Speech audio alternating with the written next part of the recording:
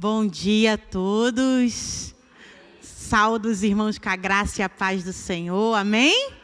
Amém. Hoje nós, como a pastora Joyce já disse aqui, como o pastor Heitor orou agora, comemoramos o dia, da Bíblia. E eu pedi ao Senhor, uma palavra que falasse da revelação dele, da palavra dele para nós. Separei nessa manhã uma palavra que você conhece bem, e a gente só vai ler um versículo. Eu vou pedir para o pastor Felipe já colocar aqui, que é o Apocalipse capítulo 1, somente o versículo 3. E eu queria falar um pouco da experiência que eu tive com essa palavra. Eu peguei um sermão do pastor Josias Moura de 2010, um estudo que ele fez sobre a palavra, e esse estudo me impactou muito. Então eu bebi desse estudo, e o Senhor, o Espírito de Deus foi acrescentando ali o que Ele gostaria que eu falasse nessa manhã. Foi difícil essa semana, eu falei para o pastor Eliezer, pastor, você não quer me substituir domingo de manhã, não? Porque lá no Morro Azul, irmãos, a gente está sem água desde terça-feira. Não entra água no Morro Azul. E eu não tinha água nem para pentear o cabelo. E eu falei, pastor, como é que eu vou para a igreja sem pentear o cabelo? Porque eu não tenho água, a gente está comprando água de bebê para tomar banho. E o pastor falou assim, minha irmã, que a unção da falta de banho faça você pregar de manhã. E eu falei, Jesus, eu vou ter que ir mesmo, Aí, irmão, fui até fazer o cabelo, porque não tinha água, então teve que fazer o cabelo para pentear o cabelo. Mas fica calmo, porque você pode chegar perto de mim essa manhã, porque o banho foi garantido. Eu não tenho água, mas eu tomei banho de manhã, amém? Só para a gente descontrair, mas o Senhor, Ele é bom, e Ele tem propósito sobre todas as coisas. Eu queria te convidar, nas suas orações, a orar pelo Morro Azul. Nós estamos sofrendo há bastante tempo, é um problema crônico, de anos de água. As tubulações, a caixa d'água já não comportam mais o crescimento da comunidade. Então, a gente tem passado momentos difíceis. Estamos à beira de um verão que promete, e você imagina crianças, idosos, sem uma gota d'água em casa, mesmo, Quem tem água é porque tem 2 caixas, porque tem cisterna, mas toda vez que a gente ensaia, melhora, a bomba queima, ensaia, melhora, parou de entrar água, ensaia, melhora, tem um vazamento, mas nós cremos no poder de Deus sobre aquele lugar, e sobre a água daquele lugar, amém? Então, nessa manhã de alegria, nós estamos comemorando, aí o dia da Bíblia. E o pastor Felipe já colocou ali para mim, eu queria que você que está acompanhando a gente possa abrir a sua Bíblia, ou acompanhe a gente aqui do telão. Diz a palavra de Deus assim, bem-aventurado é aquele que lê, e bem-aventurado aqueles, vou ler dali que a minha versão está diferente, eu vou ler daqui. Bem-aventurado aquele que lê, e os que ouvem a palavra desta profecia, e guardam as coisas que nelas estão escritas, porque o tempo está próximo. Amém? Eu queria nessa manhã falar com você sobre a palavra. E, irmãos, quando a gente estuda sobre a palavra, é tanta coisa que a gente pode dizer sobre a palavra, que fica até difícil você montar uma ministração, porque palavra é vida, palavra é transformação, palavra é mudança. Eu falei, Senhor, me direciona. E eu começo a minha pregação com uma ilustração, do nosso querido pastor Rick, você que leu Uma Vida com Propósitos. Ele tem um livro chamado Poder para Ser Vitorioso. E nesse livro ele conta uma história de um canibal, que vivia nas Ilhas dos Mares do Sul. Esse canibal estava sentado perto de um caldeirão, lendo a sua Bíblia. Quando um antropólogo chega, com um capacete, se aproxima e pergunta, o que você está fazendo? E o nativo respondeu, estou lendo a Bíblia. O antropólogo zombou e disse: você não sabia que os homens modernos e civilizados rejeitaram esse livro? Não passa de um amontoado de mentiras. Você não deveria desperdiçar o seu tempo. O canibal olhou de alto a baixo e, levantando, respondeu: Senhor, se não fosse este livro, o Senhor estaria neste caldeirão. A palavra de Deus, irmãos, modificou a vida desse homem e o apetite desse homem. Irmãos, a Bíblia é um livro especial, é um livro diferente de todos, porque é a palavra de Deus. É a palavra de Deus, ela muda comportamento, ela muda atitude. Não contém, é a palavra de Deus para o homem.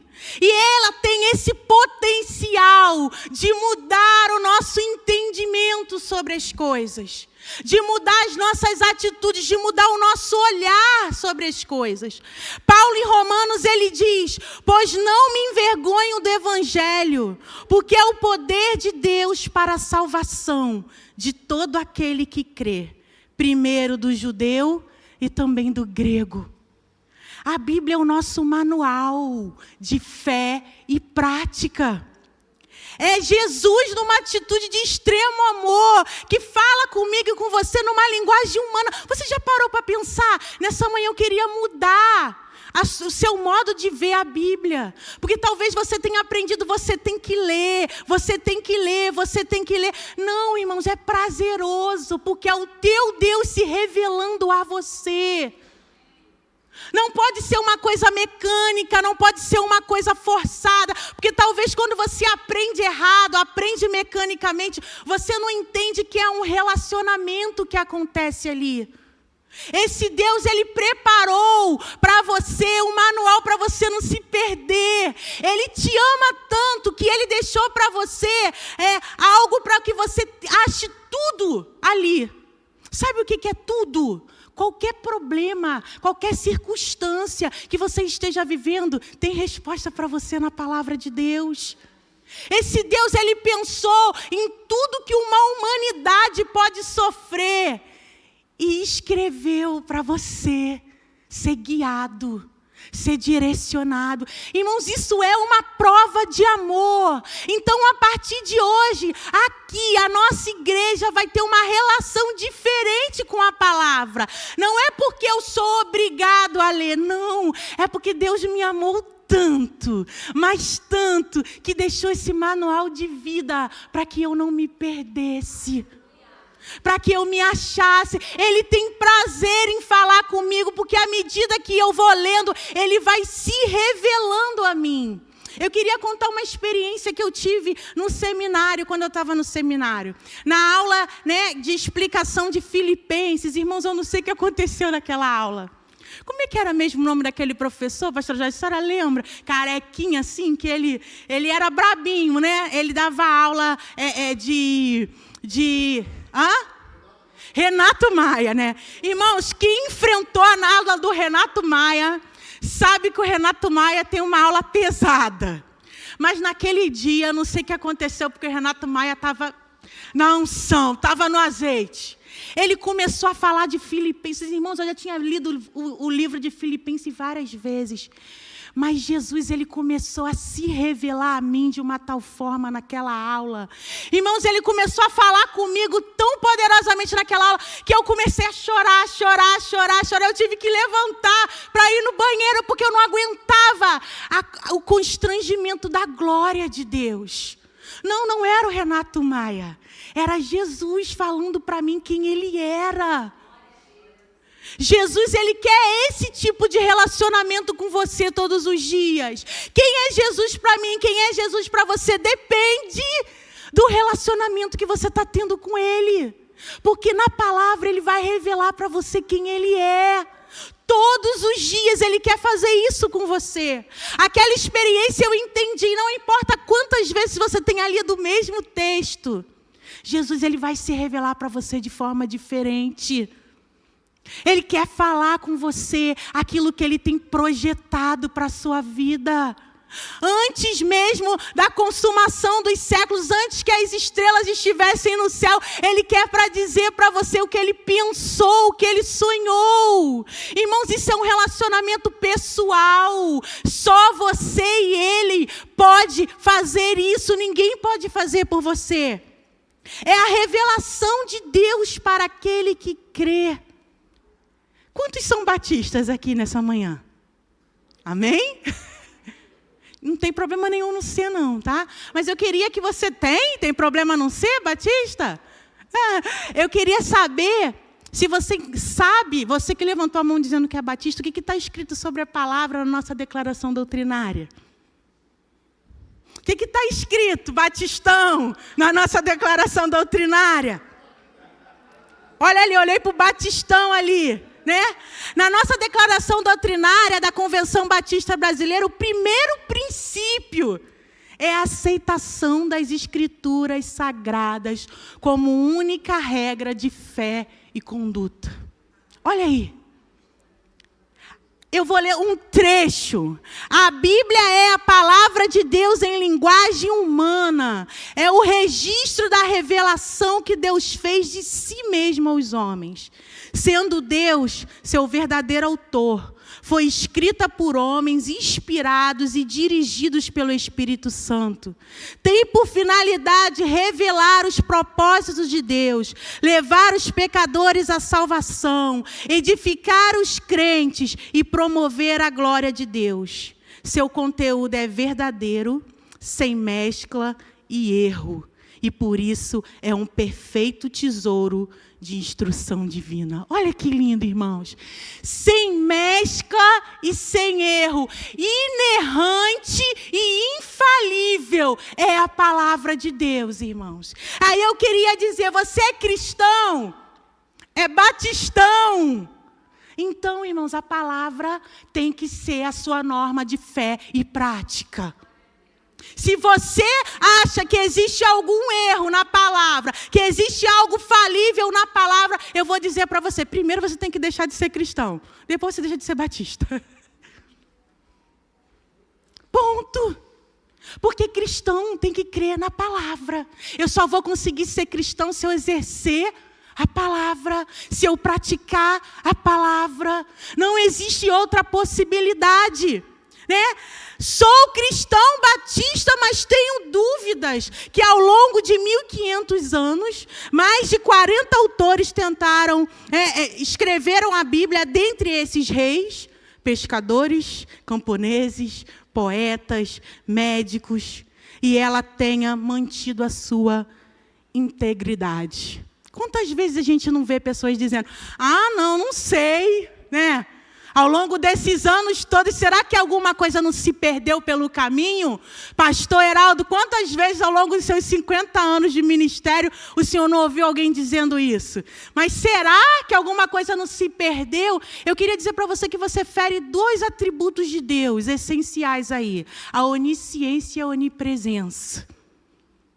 A palavra de Deus é a palavra de um Deus onisciente e de um Deus onipresente. Quando você fala, eu não sei, pode ser, você está ferindo esse atributo de Deus. Você está subestimando um Deus que preparou com amor uma norma de vida para você.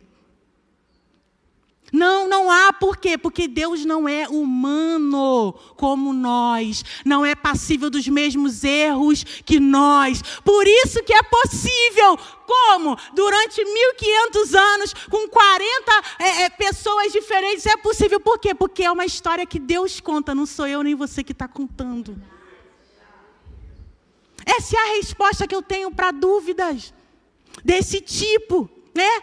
A Bíblia não é um livro de histórias de conto de fadas. Eu queria dizer para vocês que tudo que está escrito na Bíblia aconteceu ou vai acontecer. Não é história da carochinha, como dizia minha avó. Não é. Não é conto de fada para você ler para o seu filhinho, para ele imaginar. Não é poder de Deus para a sua vida.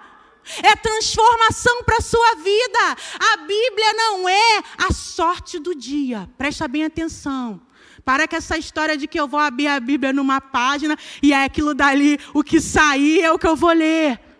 A Bíblia é relacionamento, irmãos. A Bíblia é prática para você viver, para você pensar, para você caminhar. Não é o dia da sorte, eu vou abrir. Não é um enfeite na sua casa para ficar na sua estante. Antigamente a gente entrava em muitas casas, né? A Bíblia estava lá, empoeirada. A Bíblia é mais cara que a pessoa podia comprar. Eu vou dizer para vocês, irmãos, uma Bíblia enfeitada, enfeitando a estante, não muda a vida de ninguém. Ela muda a vida de alguém que quer se relacionar, que quer praticar o que está escrito ali. Bíblia é transformação de vida para quem nasce de novo. Com a ajuda do Espírito, consegue entender o que está escrito ali. E aí eu me lembro de uma pergunta. Olha o que Filipe pergunta para o eunuco, lá em Atos, capítulo 8, versículo 30. Não é o pastor Filipe, não, é o Filipe, né? De lá de Atos. Ele pergunta para o eunuco, o Senhor entende o que está lendo? Eu queria perguntar para você nessa manhã, você tem entendido o que você lê? Eu queria dizer para vocês, irmãos, que Jesus ele não tem compromisso com a sua interpretação. Jesus tem compromisso com a palavra dele. Né? Seu achismo não é palavra de Deus. A gente vive num tempo que você prega a palavra, que você fala, mas está escrito na palavra. Não, mas eu acho. Seu achismo, eu queria dizer para você que Deus não tem compromisso com o teu achismo. Né? Não, mas eu entendo. Não, Deus não tem compromisso com o que você entende. Deus tem compromisso com a palavra dele, com aquilo que você pergunta. Senhor, o que você está querendo me ensinar com isso? O que o Senhor está dizendo para a igreja com isso? Isso ele tem compromisso. Com os achistas, me perdoe o neologismo, que eu acho que não tem na língua portuguesa. Jesus não tem compromisso. Com os, eu entendo dessa forma, eu penso dessa maneira. Você pode pensar, meu irmão, você é livre para isso. Mas Jesus não tem compromisso com aquilo que você interpretou. Jesus tem compromisso com aquilo que ele falou. E o que ele falou, ele cumpre. Sejamos uma igreja que tem compromisso com aquilo que Deus fala. Antigamente, como a pastora Joyce já disse aqui também hoje, nós éramos conhecidos como os Bíblias. Né? Os Bíblias. Um crente, ele era visto porque a Bíblia dele estava na mão. Né? E as pessoas identificavam assim. Irmãos, vou fazer minhas as palavras do meu irmão Wagner uma vez. Que sejamos conhecidos como aqueles que praticam. Eu quero... Todo batista, as pessoas falam, os batistas estudam a palavra, os batistas são dedicados à palavra. Que você seja o cristão reconhecido porque você pratica a palavra. Porque você vive a palavra. É isso que importa para Jesus. Não é quantos livros você leu e quantas vezes você leu cada livro. É se cada coisa que você lê, você põe em prática na sua vida. Teve transformação de sua atitude, transformação de seu pensamento. É isso que Jesus está preocupado. A Bíblia é única, diferente de todos os demais livros. Única em coerência, mesmo com tanta diversidade, né? Mesmo escrita num período de 1.500 anos, mesmo com 40 gerações, mesmo com mais de 40 autores, Moisés escreveu no deserto, Jeremias na masmorra, Paulo na prisão, Lucas enquanto viajava, Daniel no palácio, Davi em tempos de guerra, Salomão em tempos de paz, né? Eu queria dizer para vocês que a palavra ela não passa, não, irmãos, nunca, ela não muda. Vocês lembram de Voltaire? Voltaire era um homem, né, reconhecido mundialmente, mas certa vez ele afirmou que 100 anos depois que ele tivesse vivido, o cristianismo seria, né, extinto da terra. eliminado. Ele fez esse comentário.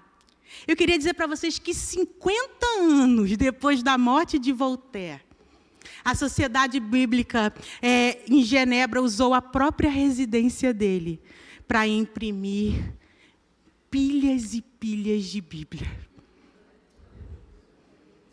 Voltaire morreu.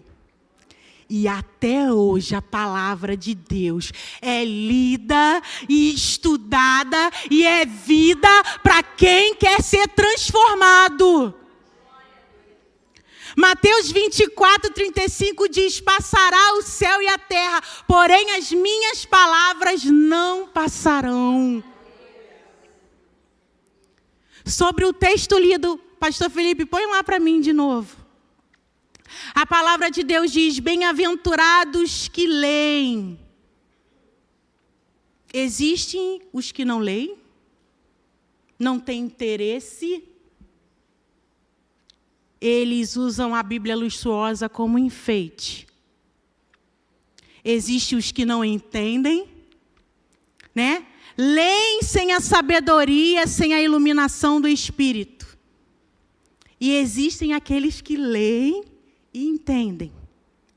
Esses são os novos, né, os que nasceram novamente, os que entregaram a sua vida para Jesus.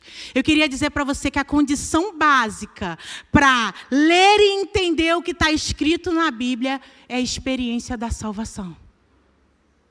Se você não nasceu de novo, a Bíblia para você não vai fazer sentido. Você vai ler e você não vai entender. Você vai encontrar diversas coisas que se contradizem a outras. Por quê? Porque a experiência da salvação precisa ter acontecido em você. Se você não é novo nascido, você vai sempre questionar o que está escrito. Porque você precisa da atuação do Espírito para te fazer entender o que não é humano, o que é divino. Então eu leio e não concordo. Irmão, está faltando alguma coisa antes. Está faltando nascer de novo. Às vezes a gente bate muito cabeça com: meu Deus, mas o irmão não querendo. Presta bem atenção. Não é o irmão. Se ele lê e o Espírito não atua, é porque o novo nascimento não aconteceu. Então, ore pelo novo nascimento. Não fica brigando com o irmão, não. Ore para o irmão nascer de novo. Porque aí ele vai ler e ele vai entender. Não, eu leio, mas eu não quero praticar. Não, não é um problema de ler e não querer praticar. É um problema de novo nascimento. É a experiência da salvação que está faltando. Porque aquele que é nascido de novo, irmãos, ele é constrangido pelo Espírito. Ele lê e quando ele lê, ele se depara com a palavra, ele fala: meu Deus, eu preciso mudar. Senhor, eu quero ser diferente. Meu Deus, essa palavra me constrangeu, essa palavra é para mim. A gente não sabe assim: nossa, essa palavra é para mim. É isso, irmãos. É a atuação do Espírito que convence o homem do pecado, da justiça e do juízo. Ali a palavra diz, né? Bem-aventurados que ouvem. Ouvir o que o Espírito Santo diz à igreja por meio da palavra. Existe o que ouvem sem interesse e existe os que ouvem interessadamente, atentos à palavra de Deus. Ouvir com interesse é uma condição essencial. Eu queria dizer para vocês, ouvir com interesse é uma condição essencial para que a Bíblia possa invadir o seu interior. Você pode estar sentado aqui, mas se você não estiver interessado no que a palavra que está sendo pregada, essa palavra não vai invadir o seu interior, não vai desmontar as suas defesas. Você precisa estar ouvindo interessadamente a palavra. Porque aí, irmãos, ela vai invadir você e vai em lugares que nem você mesmo conhece. Vai começar a trazer ali à tona aquelas coisas velhas que o velho homem deixou escondido, fechado no quartinho. A palavra tem esse poder. Ela pega, ela abre o quarto e vai tirando tudo. Porque quando você ouve, né? Ela vai invadindo o seu ser e vai transformando você. E, finalmente, podemos guardar as coisas que nelas estão escritas. Guardar é praticar. É viver. Guardar não é guardei no meu coração, Senhor, eu estou sabendo de tudo. Não, guardar é viver. Cristão é viver o que a palavra diz que a gente tem que viver, da maneira como a palavra diz que a gente tem que viver. É fácil? Claro que não, é por graça, é por misericórdia. Somos pecadores, somos errantes, somos falíveis, mas o nosso Deus todos os dias nos convida, através da palavra, a sermos mais parecidos com Ele. Tiago, capítulo 1, versículo 22, diz: sejam praticantes da palavra, e não somente ouvintes, enganando a vocês mesmos. Quando eu conheço a palavra e eu não pratico a palavra, eu não estou enganando Jesus. Eu só estou enganando a mim. Eu cheguei ali, hoje Dalvinha estava terminando a escola bíblica, e ela estava dizendo, sabe aquela semente que cai lá no espinho? O espinho vai sufocando. É isso, irmãos, é conhecer a palavra e não praticar. É conhecer a palavra e não viver. Você não frutifica. E aquele que não frutifica, ele não está ligado na árvore. A Bíblia é um livro especial para mim e para você. Eu queria te fazer uma pergunta que você vai responder para você mesma. A Bíblia tem sido livro lido ou esquecido na sua prateleira? A Bíblia é um livro que você tem procurado praticar e que tem influenciado a sua vida, ou eu sei que está escrito, mas não dá para mim agora. Não dá para fazer dessa forma. Para finalizar, eu queria deixar aqui alguns versículos da palavra de Deus. Salmo 119, 105 diz: lâmpada para os meus pés é a tua palavra, e luz para o meu caminho. 2 Timóteo 3, 16 e 17, toda escritura divinamente inspirada e proveitosa para ensinar, para redarguir, para corrigir, para instruir em justiça, para que o homem de Deus seja perfeito e perfeitamente instruído para toda obra. Hebreus 4, 12 diz, porque a palavra de Deus é viva e eficaz e mais penetrante do que qualquer espada de 2 gumes, e penetra até a divisão da alma e do espírito e das juntas e medulas, e é apta para discernir pensamentos e intenções do coração. Você pode dar um glória a Deus? É no profundo, irmãos, é no escondido, é lá onde ninguém vê. É nesse lugar que a palavra vai te atingir. Mateus 7, 24 vai dizer, todo aquele, pois, que escuta estas palavras e as pratica, assemelhá-lo-ei ao homem prudente, que edificou a sua casa sobre a rocha. O meu convite nessa manhã é que a sua casa seja uma casa edificada sobre a rocha. Não negocie a palavra, porque a palavra é inegociável. A coisa mais atual que existe é a palavra de Deus, porque Ele pensou na eternidade, no poderio, na glória dEle para mim e para você, como um gesto de amor.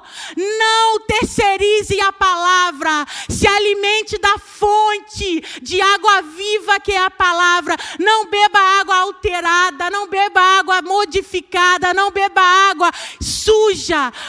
Se alimente, beba da fonte de água viva. Se você construir a sua casa na rocha, irmãos, não tem tribulação, não tem circunstância, não tem problema, não tem nada que possa derrubar a sua casa. Porque ela foi construída, em alicerces que não conseguem ser derrubados. São alicerces, eternos, que é a palavra do Senhor Jesus. Não negociem a palavra. Se você não tem um relacionamento com o Senhor através da palavra, hoje Jesus te convida a ter um novo relacionamento com Ele através da palavra. A palavra é para viver. Se não serve para você viver, você está no lugar errado. O cristianismo é vida. E vida é viver a palavra. Né? O meu convite é: construa a sua casa sobre a rocha. Que Deus continue aí, né, com essa palavra no seu coração. Amém?